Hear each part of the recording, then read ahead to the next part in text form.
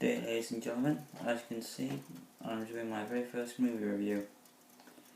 And, like all ones, it's not going to be an easy one.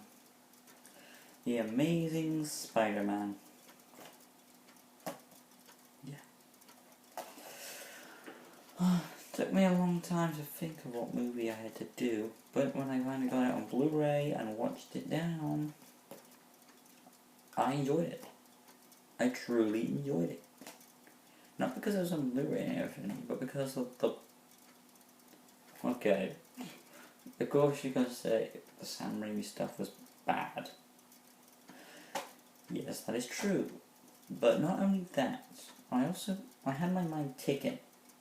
And there was something on this film that made me think something else about it. I don't know. It was even more darker, the relationship was more stronger. Whatever it was, it held it up pretty well. As for casting wise, you could already say they did a better Peter Parker than Tobey Maguire did in Sam Raimi's films. Because we had Andrew Garfield, and he did a great job. I mean, many critics and reviewers have said this. He did a great job as Peter Parker. We saw his geekiness.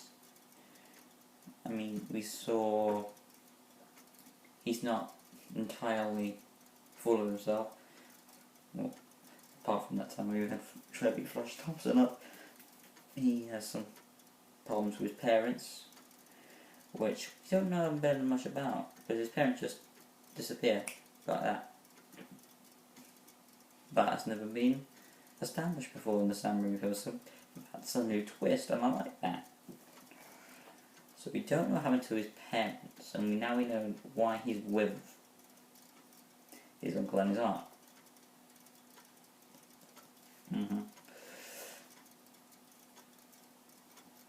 So that's Peter Parker's story. But as I was saying, Andrew Garfield did a great job. He fully envelops the geekiness, the strong teenager who's trying to live a life in high school, but he keeps getting bullied on by Flash Thompson. He tries, I don't know if he's trying to, maybe he is trying to impress Gwen Stacy at the beginning. I don't know. But he does try to do the right things in the first few minutes of the movie. Like, he tells them to stop at a joke, he tells them he won't take the camera, blah blah blah. But he does the first thing, so that's the right thing to do. That's a good start.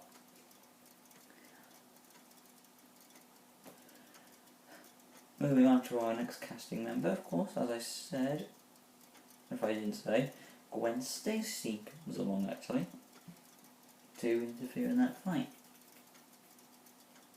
And Gwen Stacy is voiced by none other and played by the great Emma Stone. Once again, another good choice movie-wise. Thank you for bringing Emma Stone in. She does a lot of things to involve the plot.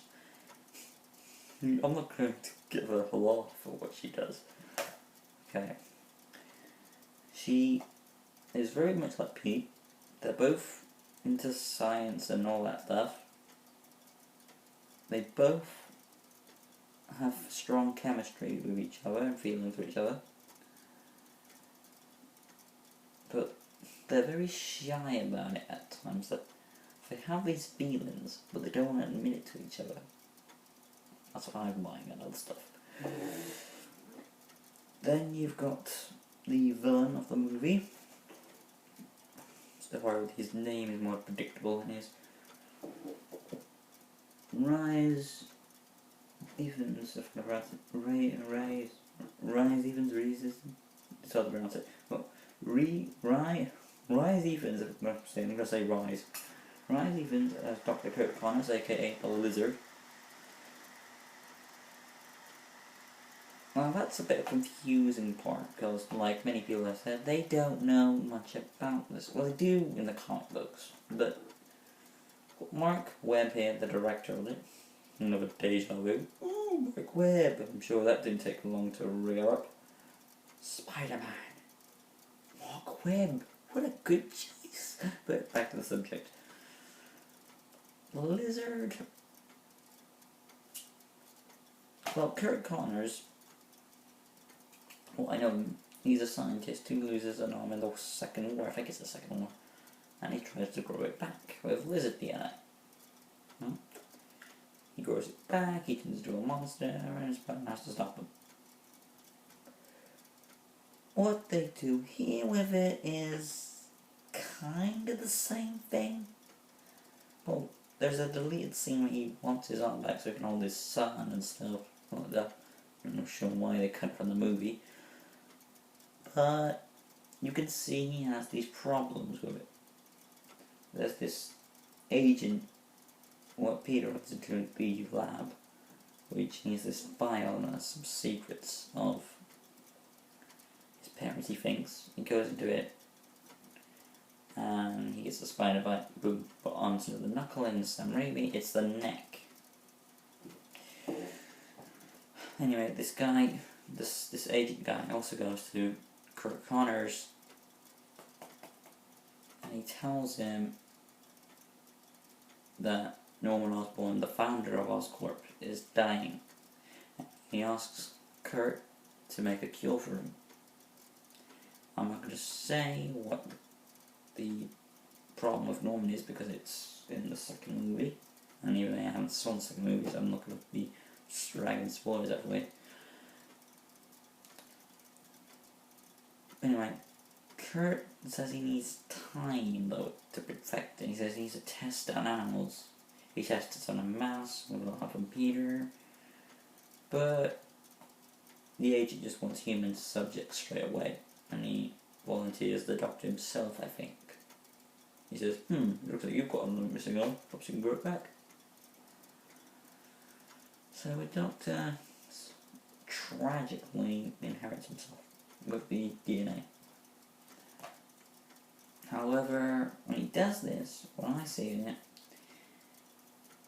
the DNA sort of takes over his mind, the lizard side of it. Every time he takes a dose, it corrupts his mind to make more of his kind. So better, stronger beings, all that. So his ultimate goal is to make an army of lizards taking over Manhattan. And Spidey's job is to stop him. Let's move see who else is on the cast list. Who did I mention? Dennis Leary as Captain George Stacy. No, this is Gwen Stacy's father. And he's very protective of the law in the movie. At first he despises Spider-Man. He does despise. He says, you wear a mask against the law, that's wrong.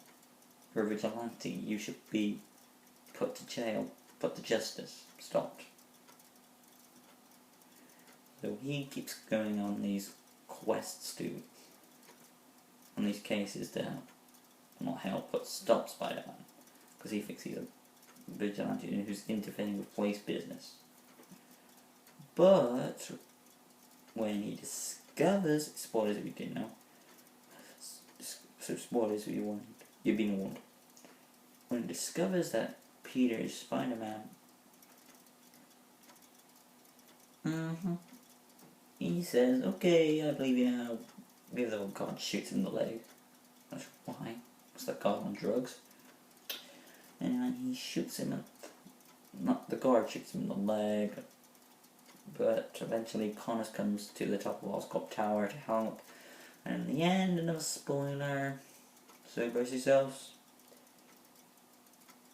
Rest in peace, George Stacy. He gets killed by the lizard. And he tells Peter at the end of the movie, another spoiler again sadly, to leave Gwen out of this. Now this message is probably the most important piece of the whole two movies so far. I'm not going to explain why, but to me it is one of the most important lines in the movie, if not the most.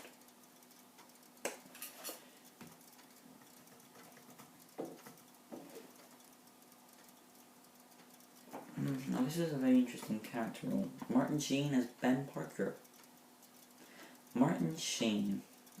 Of all the good choices, all bad choices, all unusual choices, but he plays a pretty good Uncle Ben. Now, when I first heard this movie was coming out, I said, I don't know, I don't think it will be as good as the Samurai was. But when Rufus saw it and told my teacher, Mr. Hallett, about it, I came round. And when I saw it on Sky, it was a book more. And when I saw it on Blu-ray, though, everything changed. But just to wrap it up now, there's many more characters. The bully, he changes from bad to good, which is an improvement. The aunt doesn't much, but she's an okay character. There's this mysterious thug on the run, which is called Dennis Carradine. He's after him. But all in all, it's an amazing movie. The Amazing Spider-Man is really worth watching. It is far better than the Sam Raimi films, apart from Spider-Man 2. But it's still a great worth watch. So I'll give The Amazing Spider-Man 7.5 out of 10. There are a few things that could be improved, but none other than The Amazing Spider-Man. It's amazing. Give a watch.